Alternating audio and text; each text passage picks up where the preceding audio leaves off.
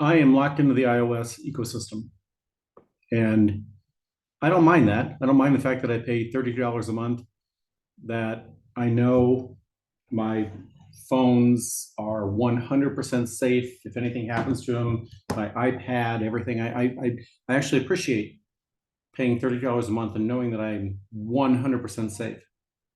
But that doesn't mean I'm going to necessarily get good customer service from Apple. On Sunday, I went into Apple because my personal iPhone has the screen broke. There was a crack in the screen that happened 6 months ago, and the last week to 10 days, it's become basically an unusable phone. So there's a rule in the medical world that you do no harm. In other words, when a patient comes in, don't do anything to make things worse for the patient than they were before he or she came in.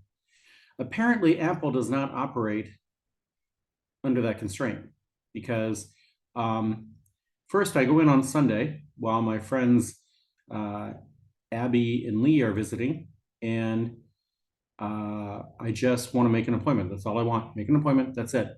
And I had a customer service representative who was treating me as though I was acting like a Karen. Again, I wish there was a male version for Karen. I wish we need to come up with that. But and I'm as I'm talking to her, I'm carrying my computer bag with $5,000 worth of Apple products in the bag. MacBook, iPad Pro, a couple of iPhones. I have the Apple Watch on. I'm like, I'm not being a Karen. I need you to give me 30 seconds of your time. And then the customer service representative was like, I'm going to go above and beyond for you and help you make an appointment, even though we don't have to do that.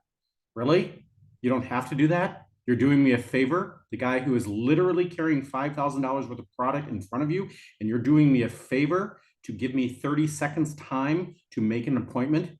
Are you serious? So today, my appointment was for today. I go in, and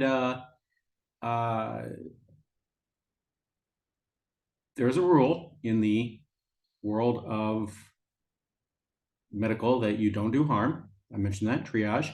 And Apple essentially took my phone that was wonky, but still usable, and they bricked it because they're like, oh, I'm going to wipe it clean. And when we wipe it clean, we'll see what's wrong with it. Okay, so they wiped it clean. And then he came back and he's like, oh, okay, you're going to have the screen replaced, and it's 1,300 dirhams. And I said, I don't want to pay 1,300 dirhams. I'm willing to pay for a second party to install a new screen, but can you at least get the phone back to where it was? He's like, well, I'll ask some people and I'll get back to you. And then he never came back.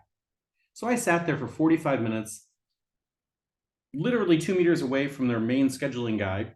And after sitting there for 45 minutes and seeing countless people around me come and go, and nobody from Apple working there came to ask me, is anything okay? I actually said to the main scheduling guy, I'm like, okay, I've been abandoned, for the record. I don't even see the guy that I was dealing with. He's gone. And so he then was like, well, what's your problem? And so I showed him what the problem is, that, hey, this is, I can't even reload my phone. And he's like, oh, well, honestly, we really can't do anything for you.